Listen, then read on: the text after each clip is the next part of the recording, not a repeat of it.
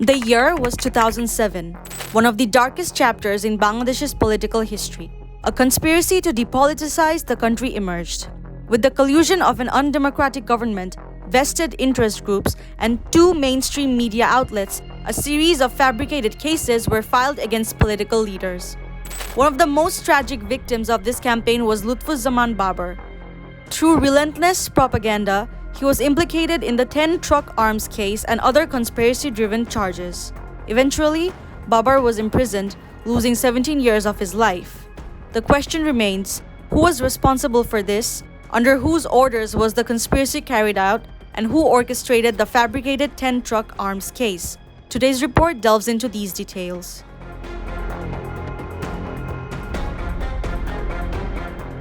Lutfuzzaman Babar, a once popular politician, BNP leader from Netrokona, and former state minister for home affairs. After BNP's victory in the 2001 elections, his primary focus upon taking office was to improve the country's law and order situation. However, a politically unstable scenario soon emerged. Under the leadership of Dr. Fakhruddin and Moin U. Ahmed, a government backed by Prothom Alo and the Daily Star arrested Lutfuzzaman Babar. Since then, he has spent a lonely 17 years behind bars. At the time of his imprisonment, Babar was 50 years old. After being unjustly incarcerated for 17 years under fabricated charges, the BNP leader was recently released. The country's highest court has now confirmed that all charges against Babar were baseless and fictional. His release was not due to mercy or clemency, but through a court order. Prothom Alo, the leading mouthpiece of depoliticization in Bangladesh, played the most significant role in taking away 17 years of Babar's life. Among these vilified during the 1/11 political crisis, Babar was one of the prime targets of Prothom Alo's smear campaign. At the time, Prothom Alo and the Daily Star persistently engaged in false propaganda and misinformation against Babar. They fabricated the so-called narrative linking Babar to the August 21 grenade attack case. Prothom Alo strategically introduced the name of Judge Mia and manufactured the BNP's alleged involvement in the attack. In reality, the effort to frame Babar was based entirely on Prothom Alo's misleading reports, which were designed to politicize the August 21 attack. The Supreme Court has acquitted Babar in the August 21 case, declaring that the allegations against him were entirely fictional and baseless. However, these fabricated accusations originated from Prothom Alo's controversial journalist, Tipu Sultan.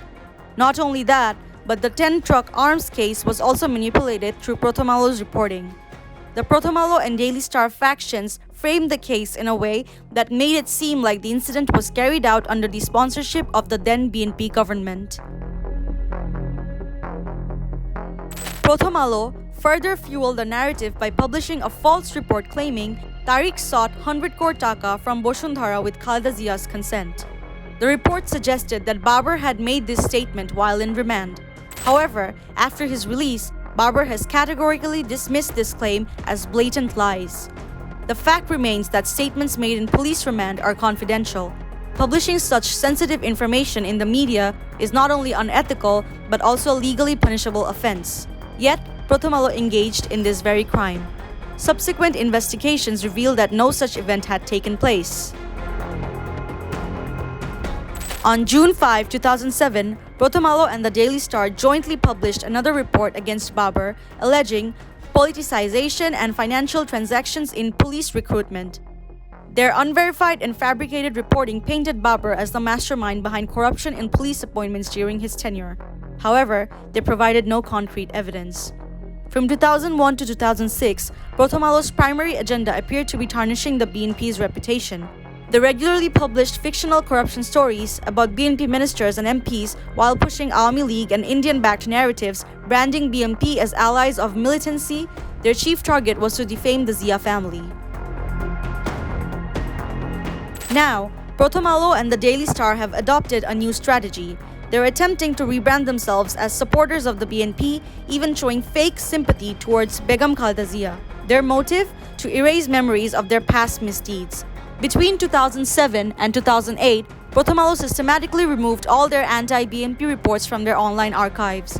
However, those who documented Prothom Alo's unethical journalism and anti-national activities have preserved their printed editions. The truth remains, Prothom Alo still has many unresolved reckonings with Bangladesh. SM Sharmin Jahan, Daily Sun.